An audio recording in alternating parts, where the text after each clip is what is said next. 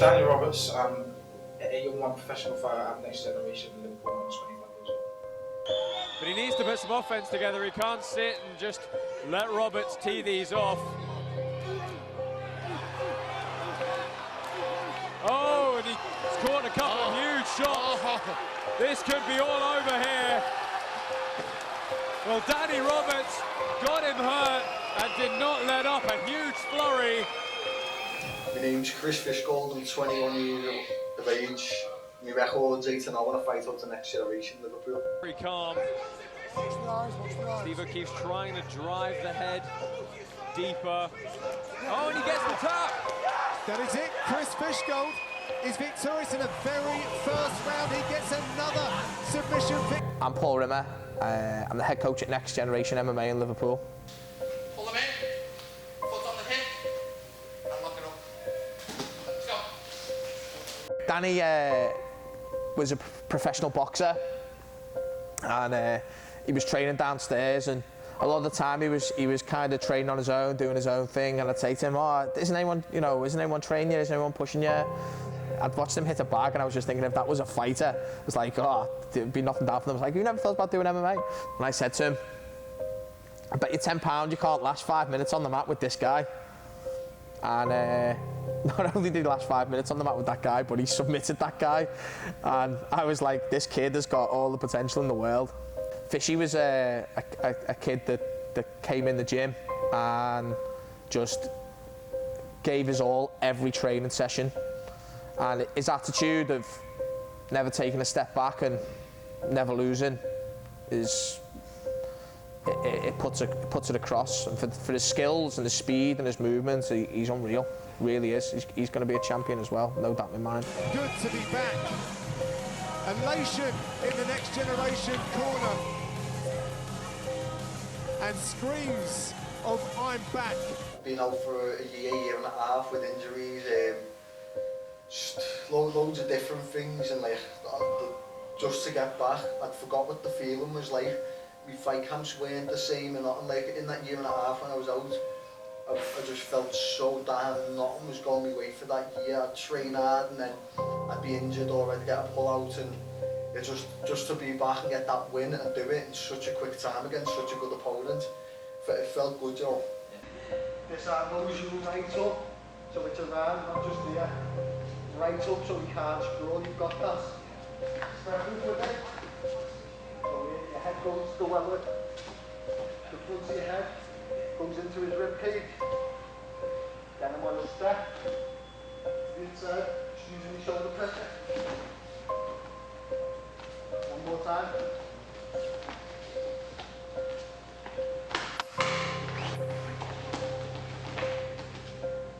Got that? Any problems, give me a shout, I'll come over. Originally I was born in London, lived in London till I was 10, and I moved from there to Bristol in the southwest, and then I moved from Bristol up to Liverpool. I've been here for 6 years now, but yeah, no, just the whole fundamentals of calling a place home, it feels like it now. Got friends, family here, so.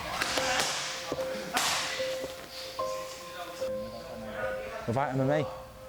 That's a funny question, that. To be honest, I'm always I'm a physically active person, so if I wasn't doing MMA... Would it have to be some other kind? Yeah, it would have to be some other kind of sport, yeah, have to be. I couldn't see myself sitting at a desk 9 to 5, no.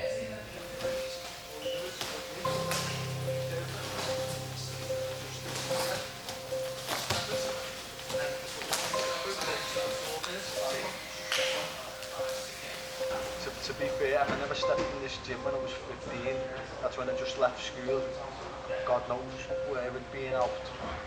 I just don't think I'd be in uni. Like, I went like academically, it wasn't for me really. I'd done a sports course. I've got like an MWJH 1, 2 and 3 in football coaching, but like, even I got it done because it was something to do, but I wouldn't want to do nothing to do with football, if you know what I mean. So I thought lots of my friends like went down all of the paths. Some of them were good, some of them were in bad situations, you know. But I'm just grateful for Next Generation that I walked in at such an early age. From the moment I stepped through the door, I started coming 5 nights a week. It weren't like just once or twice a week, it was 5 nights a week. And done that for the first like 2 years until I got my first semi-pro fight. Then I'd start coming 5 nights a week and coming maybe 1 or 2 mornings. Second semi-pro fight, and then when Paul said he reckons I had the better pro style, he said I was going to have my first pro fight. Started coming full time, 5 nights a week, 5 mornings a week, and it went from there really. I'm Danny Wington, coach at No Limits Gym. The fighters you've been interviewing, Danny Roberts and Chris Fishgold, train. I coach them boxing, and I'm part of the team that does the nutrition and the strength and conditioning. In terms of Danny was an unknown to us when he first came. I'd seen him box down here with us, I'd sparred him a couple of times, and then we started training upstairs, and he was this natural athlete. He's a pleasure to train, he's a nice guy, and he's going up levels all the time, so it's nice to see. As I say, the pleasure to train thing is he listens, he's intelligent, he's got that athletic nature about him, and he is willing to learn, really willing to learn. Danny's what, correct me if I'm wrong, something like 8-1, yeah. 8 impressive wins. He's going to go a long way. He's got every attribute to be a champion, the will to win, he's got everything. You've seen Danny, there's enough footage of him, he's ready. Our man Fishy, again, he's a pleasure to train when he's on fire, okay. There's times where you have to push him that little bit more, and he knows that, so you do get the best out of Fishy, especially when he's got a fight coming up. He was an all-rounder, he was just, he was an animal when we were younger because he was the kid. He had to be, he'll tell you himself, he was the kid with the older ones who had to come and train.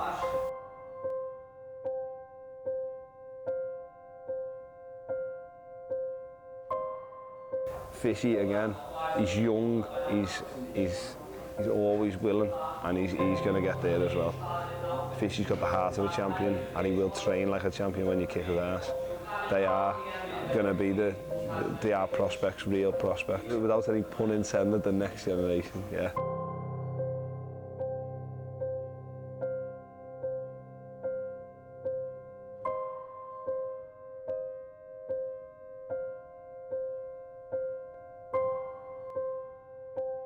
I think it's essential to have it for every fighter. Just on the whole basis, it's nice to be able to pull yourself away from the rigorous training that you do and all the stress of your everyday life and stuff like that, and to be obviously with the lads is really good. 5.5 hours, 6 hours I think I've been in the gym today, so to be able to come with the lads and to be able to just chill, it's good, you know what I mean? And it's nice because I suppose for that amount of time that I'm with them, whether it's that hour or a few hours, it sort of takes me away from everything that I am doing with the gym sort of thing, so it's this relaxed time for me more than anything. They're good characters to be around. They're all totally different in their own every single way, you know what I mean? We've got some funny lads, we've got some dead serious smart lads and that. And to be honest, to be able to be around them and to be able to just, they all sort of spur me on as well in their own individual way. They pick me up, they give me boosts when I'm down and that sort of thing. I'm on for about 6 years now, yeah. First impression was that he looked like Darren Bent. But I knew him as a boxer. He was a boxer first. When he came here as a professional boxer, so that's what he was doing. And then, obviously, over time, he just moved on a bit into the MMA, and then now he's doing well. As everyone always says about him, he's just a nice lad, you know what I mean? He's respectful and quiet, and he's just a sound lad. So I've always had the same impression from the off, never changed. Just had this one impression, and it's always been the same. I've known Danny for just over about a year now. I heard off him from Dean, who lived with. So I heard about him already. So I thought he was going to be a bit more, probably say boring. I thought he was going to be a lot more boring than what he was. I thought because he's a fighter, he's going to be a bit serious and laid back, coolest, one of the coolest people I've ever met. Around his fight camps, he gets a bit more serious.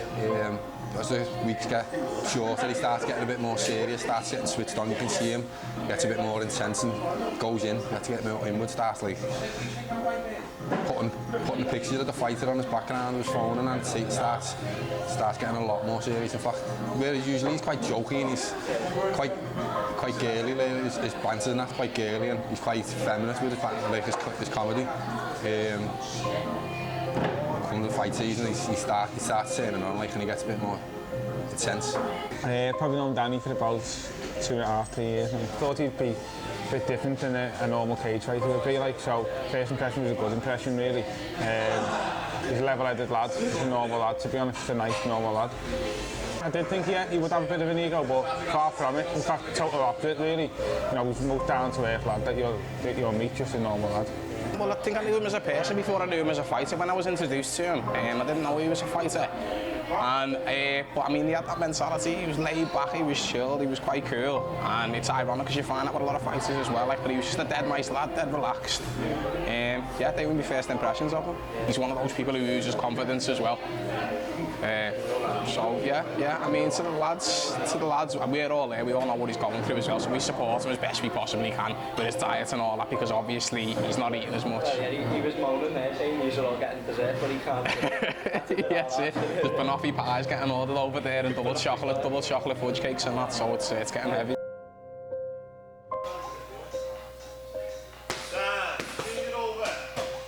I have loads of tattoos, to be fair, but I've got Next Gen tattooed on my shoulder. When I was 15, 16, well 15, yeah, walked in off the streets to fucking here, straight from school. You are even a naive kid, you fucking, you think, you don't really know, you don't have too much respect really, and it just taught you in line, like if we're late for a class, we'll pay for it. Like we will get killed off. So you know, it teaches you things in life that go beyond this, like the sport of fighting. This, like, let's be honest. Now this is where we put all our time and everything into. This is all we've got. We don't make it at this. What are you gonna do? I don't want to like go and work in Tesco for all my life or Mackey's or something like that. This, if I want to make something of myself, it's going to be in this. So I'm not going to let anybody like get in my way. My family from the day I walked in has been like unreal. All my family love me doing it. All of them, especially my mum. My mum gives me so much support. I mean, so much. Like even when I was in school, just coming out of school, you know, and my mum, like, even to train here, this is when I first walked in the gym. Like, she works so many hours. Like, she done everything she could to like keep me training. Used to pay for all my training when I started my fights. This is before I was working. Like, even now, I'm 21. You know, doing okay for myself. My fighting's going well. Everything. Even now, she'll come in with diet food, like asking me how's the gym's going, are you feeling ready? She'll watch the fights with my opponents and all that. So, yeah, the family support's great. Now, like you'll see in my next fight, I feel so strong, it's unbelievable.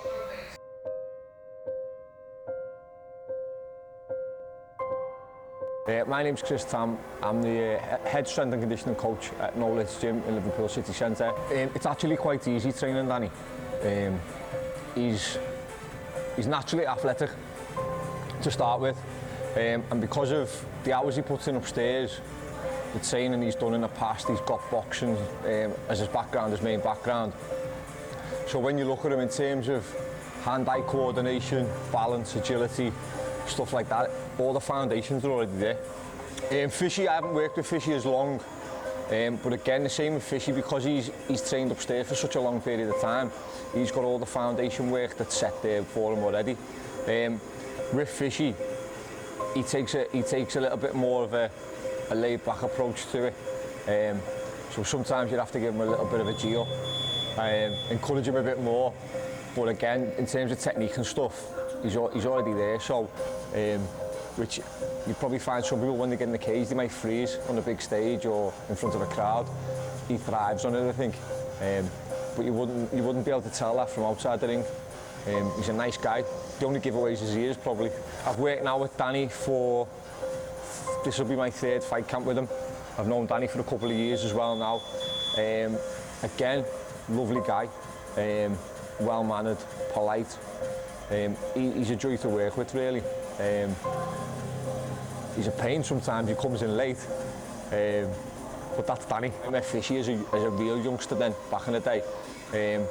Very, very quiet, very humble, polite, well-mannered kid. So I've seen him grow and develop, and he's always kind of kept that side to him. He's never changed, really. always comes in, always says hello. Even when he's been training upstairs, he'll still come down and say see you later or whatever else. So from that point of view, he's a nice kid.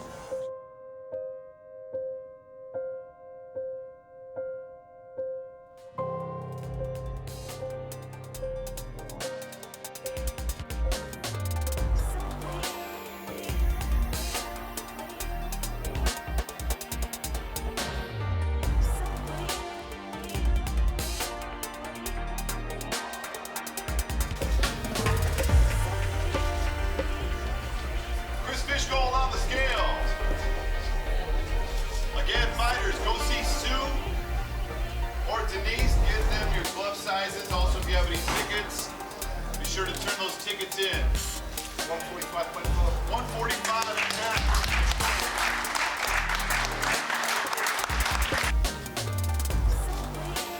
Thank you, fellas. Good job.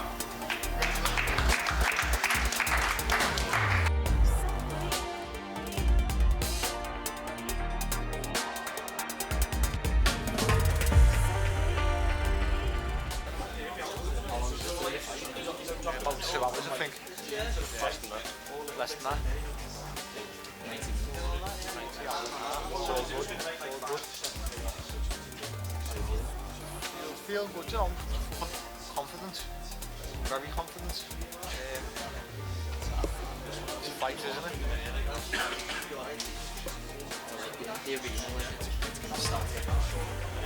Yeah, no, the what feels good.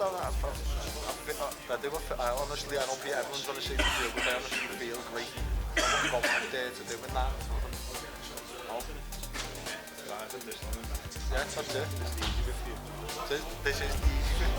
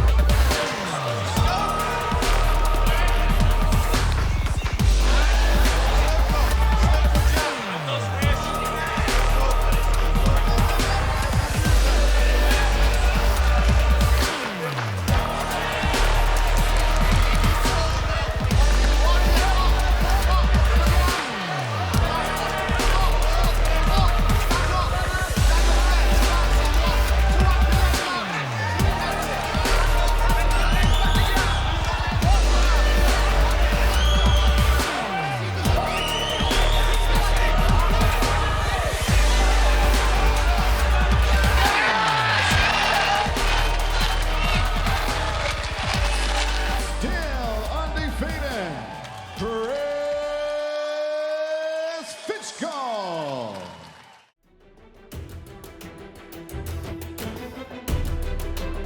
Danny Roberts, 179. I'll be honest, he's added pressure. But I know how I react under pressure. You'll see that when I go in there.